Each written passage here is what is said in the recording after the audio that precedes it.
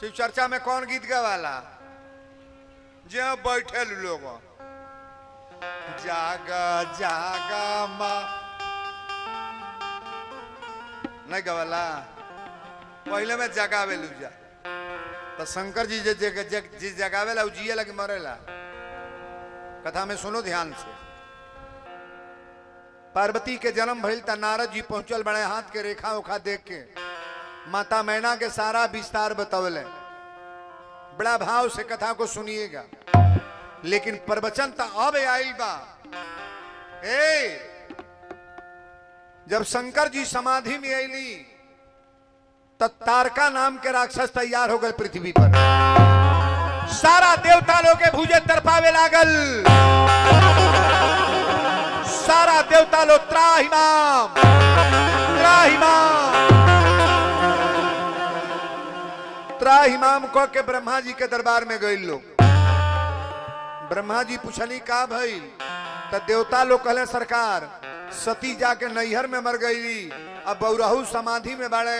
ये पृथ्वी पर तारका नाम के राक्षस तैयार बा, हमनी के भुजत मुआवता तड़पावता। ब्रह्मा जी कहली एगो कार करे लोगे, जाके शंकर जी का ताकावे लोगे।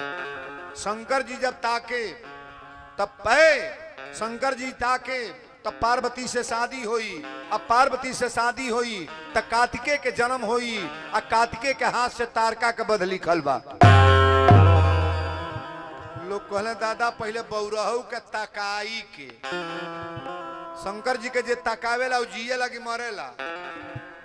बोला ना तुरंत तुरंत।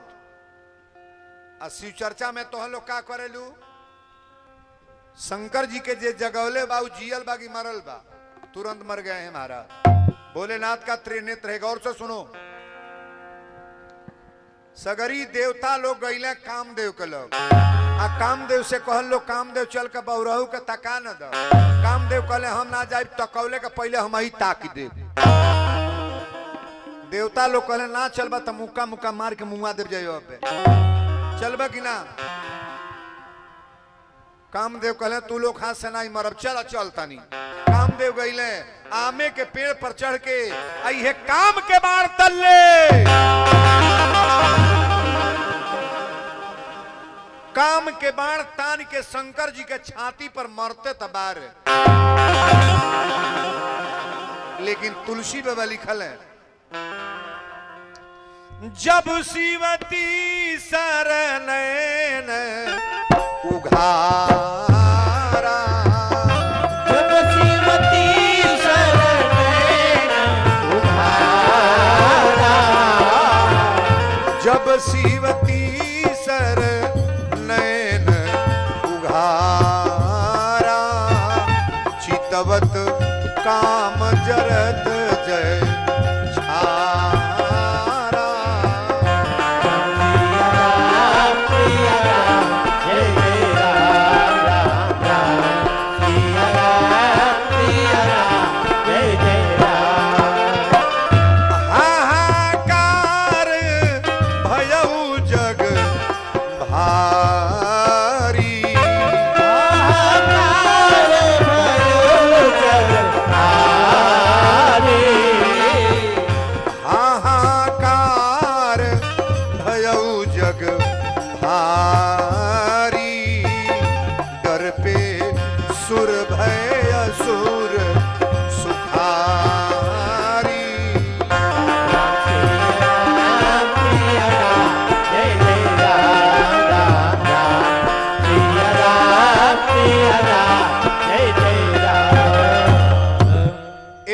शंकर जी जब तकली तो सगरी लाइट गल भक दे कामदेव जर के मर गईले।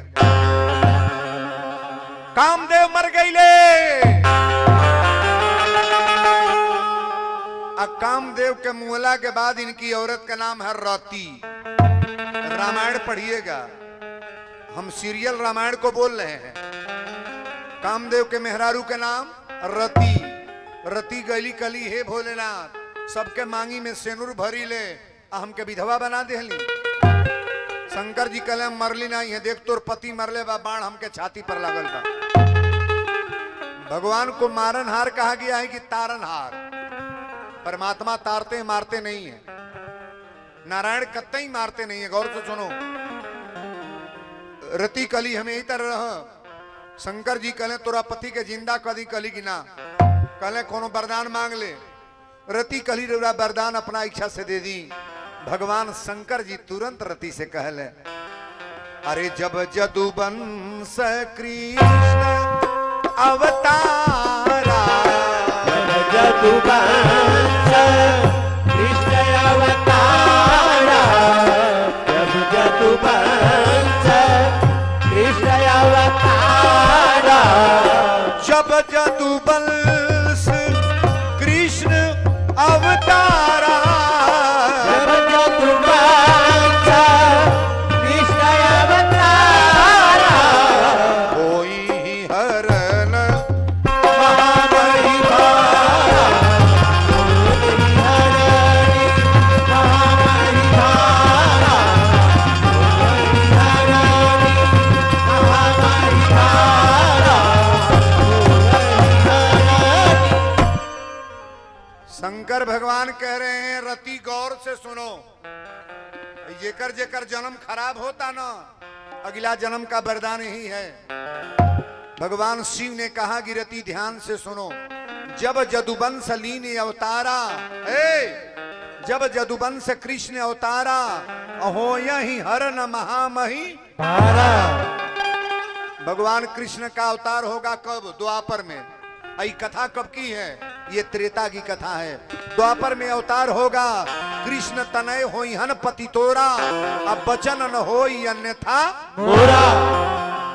भगवान कृष्ण के पुत्र का नाम प्रद्युम्न होगा। और तुम्हारा विवाह कन्हैया के पुत्र प्रद्युम्न से होगा। रति के विवाह कैसे भइल? प्रद्युम्न से। द्वापर की कथा मैं बता दिया। कहली कि हमारा पति के, शंकर जी कहले आज के बाद तुम्हारे पति का केवल नाम रहेगा। नाम है, तुम्हारे पति का केवल नाम रहेगा, शरीर नहीं होगा। त्रेता की कथा है। त्रेता की बात द्वापर, और द्वापर के बाद ये कलयुग चल रहा है। आज कहीं कामदेव की शरीर है, और सबके अंदर कामना है कि नहीं? हम सभी लोगों के अंदर, औरत हो पुरुष हो, कामना है। कामदेव का नाम नहीं मिटेगा, लेकिन कामदेव की शरीर कहीं नहीं होगी। भगवान शिव ने कहा वरदान तो मिल गए। अब एक बात बताई, शंकर जी के बियाह के अगुआ के हो? अगुआ के हो? शंकर जी के विवाह के अगुआ हमारे राम जी हैं। कौन विवाह के अगुआ है? हमारे शंकर जी के इष्टदेव राम जी हैं, और राम जी के इष्टदेव शंकर भगवान। नारद जी का मान का विवाह कराना भोलेनाथ का। रामायण पढ़ने वाले लोग गौर करेंगे कथा को। हमारे राम जी गए हैं भोलेनाथ के पास। तुलसी बाबा लिख रहे हैं, अरे बोले कृपा सिंधु वृष के तो, बोले कृपा सिंधु वृष के तू, बोले कृपा सिंधु वृष के तू, बोले कृपा सिंधु वृष के तू, बोले कृपा सिंधु वृष के तू, कहू अमर या एक ही है तू, कहूँ हमारे यहाँ एक ही है तू, कहूँ हमारे यहाँ एक ही है तू, कहूँ हमारे यहाँ। बोल दी शंकर भगवान की।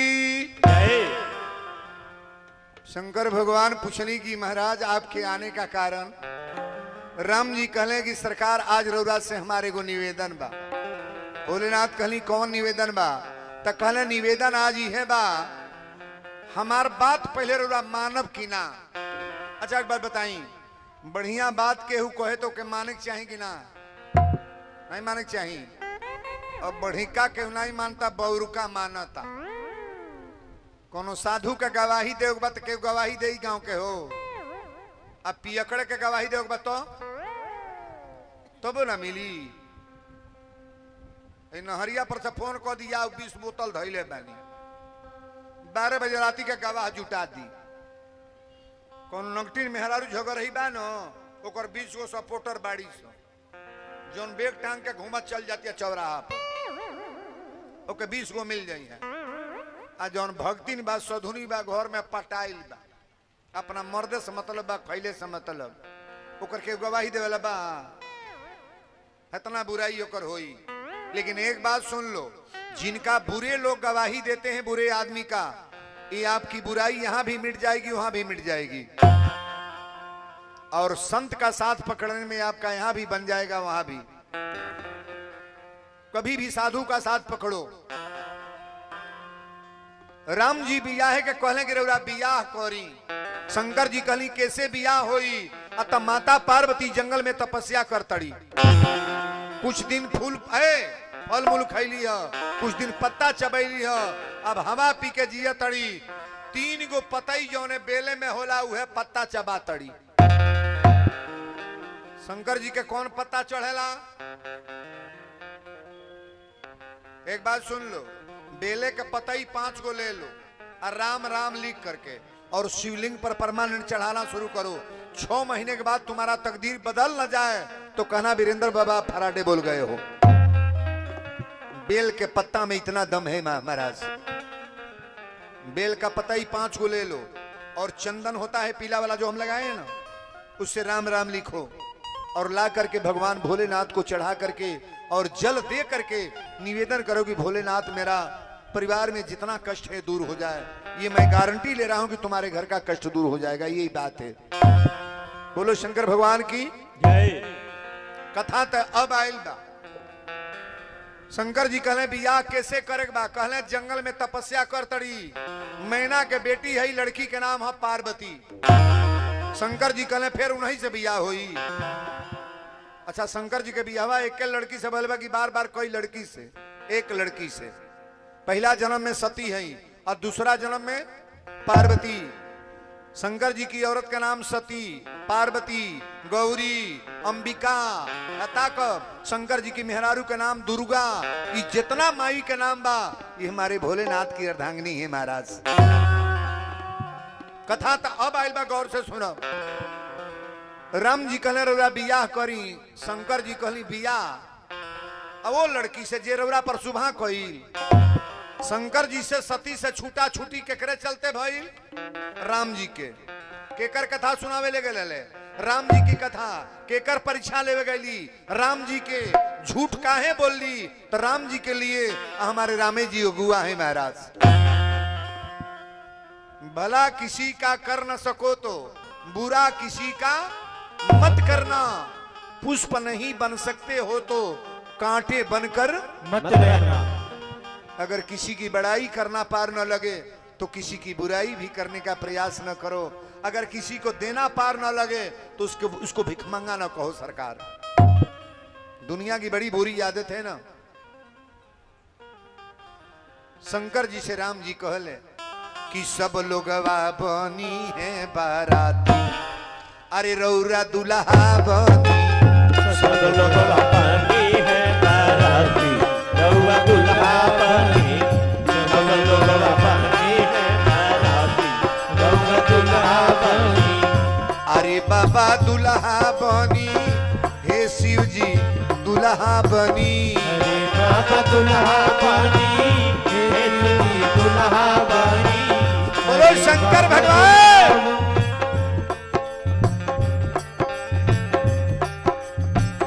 अरे बाबा दुल्हा बनी, हे शिव जी दुल्हा बनी। अरे बाबा दुल्हा बनी, हे शिव जी दुल्हा बनी। अरे सब जुड़ाई सब कर छाती, रउआ दुल्हा बनी। सब जुड़ाई सब कर छाती, रउआ दुल्हा बनी। सब जुड़ाई सब कर छाती, रउआ दुल्हा बनी। शंकर जी मान गए कि बियाह करो। नारद जी के बुला के सप्तऋषि लोग के कहले जाके मैना के दुआरी पर चल जा। अब माता मैना से कही दा कि बियाह तय बा। मैना जब देखली नारद जी के कहली बाबा दंडवत। कौना और से? नारद जी कहले तोहरा बेटी के बियाह तय हो गए। मैना कली कौने जगह? नारद जी कहले कैलाश पर्वत पर मकान बा, 5 गो मकान, 5 मंजिला मकान बा। शंकर जी के कहीं घर बा। नारद जी चापत अड़े। अच्छा बताई बियाह झूठ बोल के करवले में दोष लगेला ना? वीरेंद्र बाबा बोलता है केहू के बेटा के बेटी के बियाह 90% झूठ बोल के बियाह करा दो, फायदे होई। हाँ एगो बियाह करावे के ना कहो, खेत नहीं बा तो बियाह करा दो, घर नहीं खे तो बियाह करा दो, कम पढ़ले बा तो बियाह करा दो, तनी रुपया कम बा बियाह करा दो, तनी भोहरा बा बियाह करा दो, सांवर गोरहर बा बियाह करा दो। लेकिन एगो बियाह कब्बो न करे। यह हाथ जोड़ के निवेदन बा, जो लड़का रातों दिन बोतल के बोतल दारू खींचता, हाथ जोड़ तनी ओकर बियाह कब्बो न करे। वो लड़की का तकदीर खराब हो जाता है महाराज। गरीब बाना पेड़े तरबा गुजर करा ली, खेत नाई बा गुजर करा ली, गर्रा माटी दे के मेहरारू पोस ली, अपन ताकत बना ली। लेकिन पियक्कड़ मर्द बाना जौनो गहना बिको पहिर के गल बा वो बेच के खा गरी होता। एक गांव में नान के हुए सन बा, सरसा में नान के दारू पियला हो, साफे केहू ना नो, पूरा गांव साध हुए होई। बुझे वाला तो बुझते बा कि वीरेंद्र बाबा जी तो जौन होता जौन कहीं होते नहीं। हाय रे सरसा, हम निवेदन करेंगे थोड़ा अच्छाई पर आ जाओ आप। अगर हमारी बात जच जाए तो बढ़िया ले लेना, और नहीं जचती है तो मेरा सौदा मुझे दे देना। ए बाबू, मैना कहली कि खेत कितना बा? कहले 500 एकड़ खेती बा। मैना कहली ठीक बा, इहो बात बढ़िया बा। आ दुल्हा के उम्र तो नारद जी कहले 16 वर्ष, शंकर जी 16 वर्ष कर ली। लेकिन शंकर जी को लिखा गया है कि कर्पूर गौरम करुणावतारम संसार सारम भुजगेंद्र हारम सदा बसंतम हृदयारविंदे अभवम भवानी सहितम नमामि। मैना कहली बाबा ठीक बा, जब पसंद बा तो तिलक बरचा चल जा। गड़ी के गोला या पान के पत्ता, पियरी धोती। रामचरितमानस में तिलक बरचा नहीं है, लेकिन शिव पुराण पढ़िएगा। पंडित जी या ठाकुर तिलक लेके चलल बलो। कैलाश पर्वत के बगल में श्मशान घाट बा, 100 गो लाश जरता। नौआ कहल बाबा तिलक कहाँ चलता?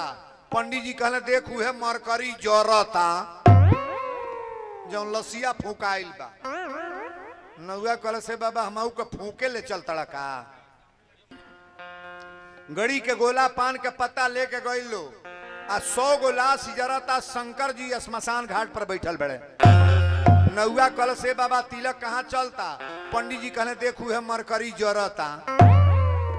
नौआ कहल समऊ के फूके ले आयल बड़ा का? ए जो लाश फूकाता है जो तिलक चढ़ी। शंकर जी पंडित जी कहले शंकर जी का घोटा है बकलोलवा, चल ना चुपचाप। आ जब नियरे गईला बौरहू का रूप देखलस, हाथे में त्रिशूल डमरू, काने में बिछी के बाला, गोटई में सांप के माला। त नौआ कहल से बाबा ई दुल्हा के बाप हमें का बुढ़ऊ? पंडित जी कहले बियाहवा कटबे का? ये न दुल्हा हरे। नौआ कहल से बाबा ई मदारी के काम करे ले का? पंडित जी कहले लबर लबर बोल मत, बियाह कट जाई। हमनी घरे तिलक का बारात आओ तो बूढ़ा लोग के सीट मिलता गीत गावे के, ढकेल का भूसौला में कह देता। 3 गो पार्टी बनेला, छोटकी छोटकी कोठा पर चढ़ जाई है। आ बूढ़ा लोग अलगे ढकेलाइल बा, आ झुमका माडल वाला लोग अलगे बा, लोग नक्शा बना के पहले झिनकी झिनकी सरसा के गावे ताड़ी सो कि बर बर बटुला मंगली दिल्ली के कारखाना से।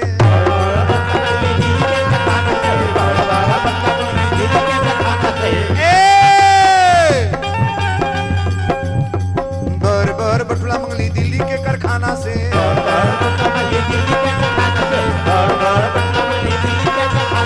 अबुआ साला पंचर भइल महंगी के जमाना से।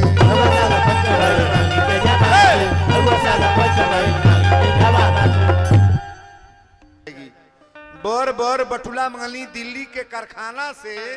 आगुआ साला पंचर भइल महंगी के जमाना से छोटकी गलिया बुढ़िया कढ़ौले बैठ तो तनी बरियारे गई लोग बुझा जा भगवान के बियाह होके जाता शंकर जी के जगी हो अब माता जी के बियाह कड़े रे गाइए चाप के कि आजू मोरी शिव जी के तिलक आयो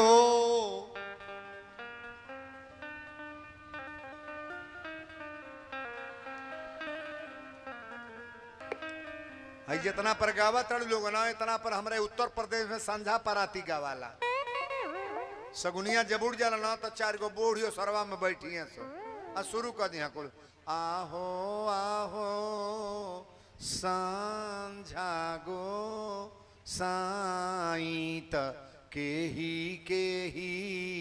तुम्हें नहीं गवाला ऐसे विपत पर जाला भिंसा हरावा कोनो झोटवे खोल के बैठल बा कोनो के साल होने गिरियाता वही तार बैठल बाड़ी सो भिनसारवा उठली सो तो और शुरू कर दिया कुल हे भोरा भइला भीनु सहर जाता नहीं सुते हमरा घूमता होता तू कैसन जीव होता हे भोर तन पनिया ले मुंह धोली हे भोर तन सालवा लेवे सिहरावन लगता हमरा एक के गीतिया मारी कुल चौपट क के धो देली सो होशियार की है तर गई है हे भोरा भइला भीनु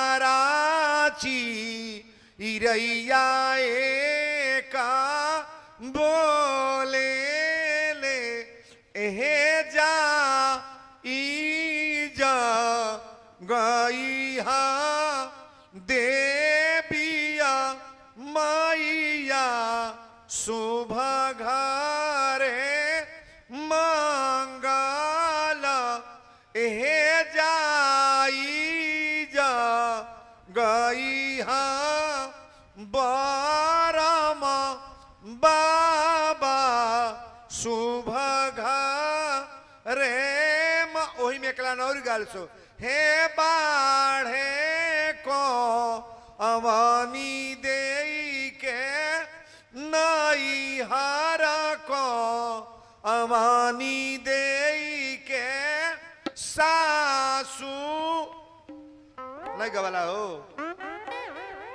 बोक बन के ना बैठो कड़ेरे बोला लोग तबे बियावा हो असल में गीतिया का गवा भी कुल गाना नहीं गाओ तब तब फिल्मी गाना गाओ ताड़ी सो तिल कहरू को मेरा नमस्कार है आंगन में तेरा इंतजार है कहरू को मेरा नमस्कार है आंगन में तेरा इंतजार है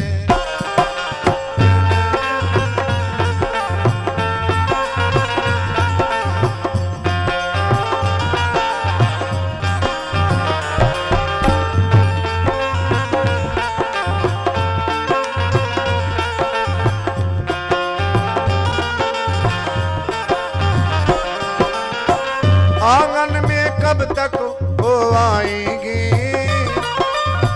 देरी होगा तिलक कब चढ़ाएंगे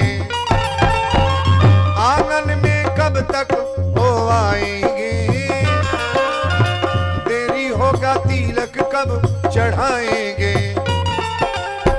दूल्हे से उनका बड़ा प्यार है दूल्हे से उनका बड़ा प्यार है आंगन में तेरा इंतजार है बोलो शंकर भगवान की जय कथा तय बैल तनी गौर से सुना इरौरा पाँच के मनोरंजन के लिए 2 शब्द मैंने दिया के ऐसन दामाद बनल जेकर मौर को उतरल ना मौर राम जी के मौर उतर गल कि ना उतर गई कन्हैया जी के मौर उतरल कि ना उतर गई विष्णु भगवान के मौर उतरल कि ना उतर गई लेकिन आप बताओ शंकर भगवान का मौर कभी उतरा है आप मानस की चौपाई पढ़ना शिव ही शंभुगन करही सिंगारा आ जटा मुकुट अहि माने सांप शंकर जी का जटा है ये अहि माने सांप ये दोनों लपेट के मौर बनल अब दुल्हा बना तना दे, आप ध्यान देवे ने। कर त्रिशूली अरुड मरु बिराजा, कर त्रिशूल अरुण विराजा, कर त्रिशूल अरुड मरु बिराजा, चलही बसह चढ़ी बाजही बाजा। राम सिया राम, जय जय राम राम राम, सिया राम जय जय राम। जस दुल्ह तस बनी बराता, जस दुल्ह तस बनी बराता, जस दुल्ह तस बनी बराता, कौतुक विविध होई मग जाता। सिया राम जय जय राम राम राम, सिया राम जय जय राम। बोल दी शंकर भगवान की। जय। यहाँ जितने विद्वान बैठे हैं थोड़ा गौर करिएगा आप लोग। तुलसी बाबा लिखतनी कि शिव ही शंभु गण करही सिंगारा, आ जटा मुकुट यही मोर सवारा, शंकर जी के जटा बटले बा यही माने सांप, ई दोनों लपेट के मोर बनल। बाबा लिखली कि कर त्रिशूल अरुडमरु विराजा, आ चलही बसह चढ़ी बाजही बाजा, कौने सवारी पर दुल्हा बनली बाबा? कौन सवारी है? मारुति बसहा बैल ताका है न। शंकर जी के पूरे परिवार में जानवर सवारी हैं। शंकर जी के सवारी है बसहा बैल, और शंकर जी की औरत का नाम है दुर्गा। दुर्गा जी की सवारी नहीं बोलोगे? शेर बाघ। शंकर जी के सवारी बसहा बैल और दुर्गा जी के सवारी बाघ। ये दोनों एक के लग रहे तो मर्डर होई कि ना? ना होई, ना होई हो। एगो तुरंत मर जाई, लेकिन धनी है भोलेनाथ। शंकर जी के एगो पुत्र बाण जेकर नाम गणेश है। गणेश जी के सवारी, गणेश जी के सवारी मूस चूहा, और शंकर जी के गटई में सांप। सांप या मुंह से एक लग रहे तो खतरा बा कि ना? ना बा, ना मरी एगो तुरंत। शंकर जी के एगो बेटा बड़ा जेकर नाम कार्तिकेय है। कार्तिकेय की सवारी मोर, कार्तिकेय की सवारी मोर, और शंकर जी के गले में सांप। सांप या मोर एक लग रहे तो खतरा होगा कि नहीं होगा? लेकिन बाबा लिखे हैं कि जहां सुमति तहां संपत नाना, और जहां कुमति तहां विपत निधाना। परिवार में सुमति हो महाराज, वहां कुछ बिगड़ेगा नहीं। ताका है ने चटनी रोटी बनल बा, आ देवरान जेठान सास पतोई कचौर के खैली जा, आराम से सुतल बन जा। ऊ निक बा आ कि पूरी पुलाव मशरूम पनीर बनल बा, आ सांझी के लाटा कूटन हो गई, सब फेंकाता के खैबे ना कइल, तो कौन निमन बा? चटनिया की पूड़िया? चटनी पर विश्वास करो। कथा को ध्यान दे। बच्चों को बैठाओ जल्दी। बोलो शंकर भगवान की। कथा तय बाइल बता कब है ने। शंकर जी जब दूल्हा बनले तो ब्रह्मा जी कहली एगो कार करी सवारी बदल दी। शंकर जी कहले काहे? कहले बसहा बैल लेके ससुरारी जाए, आई बुढ़वा बैल ससुरार जाई। शंकर जी कहले रोज घास भुसाई खैले बा, आज रसगुल्ला बर्फी मिली काहे बदल दी? ये चली। अच्छा, 4 गो बेटा बड़ा ताकब है। बड़का के बियाह तय बा, अब मझिला लड़का आन्हर बा, तो भाई के बियाह में आन्हरा जाई कि ना? ना जाई। पहले वही का कपड़ा सियाई, अट्टो अट्टो जाकर मारुति में खोल के ढूक जाई। पहले अनहरे बैठी है बाबू। 3 गो भाई बड़े, छोटका के बियाह है, मझिला के बियाह तय बा, और छोटका लड़का विकलांग बा, हे ही तरह ऐठता। जाई कि नहीं भाई के बियाह में? न जाई, न जाई हो। शौक से जाई। अब माइयो बाप कहीं हमारे बेटा जा। अच्छा एक बात और बताई, अरोरा सरसा गांव में 3 मंजिला बिल्डिंग के होक है आ के कटराने में रहता मड़ई डार के, तो मड़ैया निक बा कि 3 मंजिला बा? जे कटरन में बा ओकरा खातिर मड़ई निक बा, कटरन की 3 मंजिला? वो मड़ैया बुझा हमार 5 मंजिला। केहू का बेटा डॉक्टर होके, मास्टर होके, इंजीनियर होके, आ तोहर लड़का गंवार बा, वही का बुझा हमरो बेटा बड़हन पोस्ट पर अधिकारी बा। केहू का मर्द बढ़िया कमात होके, कौनो पद होके, तार मर्द भैंसिया चरावता खियावता, वही का बुझा हमार मर्द खोआ। आपन जौन बा उसी पर सबूर करो ना। दुनिया के लोगों को देखकर क्या करोगे? केहू घरे बरहो बीजन बनत होके, एगो चाय मिले के ना बा, ओकर बड़ाई बतियोल बिना कोनो काज बा? है कोई मतलब? बड़ाई अपने घर का कहो, 1 लाख बाउर बा, अपने सास कामे आई, अपने मर्द कामे आई, अपने बेटा कामे आई, अपन भाई कामे आई, अपन खेत, अपन घर, अपन मड़ई कामे आई। दुनिया की बात करने का कभी प्रयास? धरती पर सब लोग एक बराबर हैं? सरसा गांव में सब लोग एक तरह हैं। केहू के लोग तन ज्यादा रुपया होई, केहू गरीब होई, केहू के खेतवे ना होई, मजूरी करके खात होई, तरह तरह के लोग हैं भाई। लेकिन एक बात सुन लो, जगी में जे 5 लाख देले बा ओहू का पैसा बराबर बा, और जे 50 रुपया कोनो गरीब देले बा तू 50 लाख के बराबर है। महाराज ताली बजाओ बरिया रे। ये भगवान की जगह है। तुलसी बाबा लिखे हैं कि कलिमल हरनी मंगल करनी, तुलसी कथा रघुनाथ की। ये भगवान की कथा है, और भगवान की कथा कैसी सुननी चाहिए आपको मैं बताने जा रहा हूं। भगवान शंकर जी दुल्हा बन गए। ब्रह्मा जी कली सवारी बदलब ना, कह लेना दुल्हा बन के चल रहे। अब गांव का घोड़ा बारात गई, लेकिन बरतिया पहुंचले के पहले बिचवा में ब्रेक ले।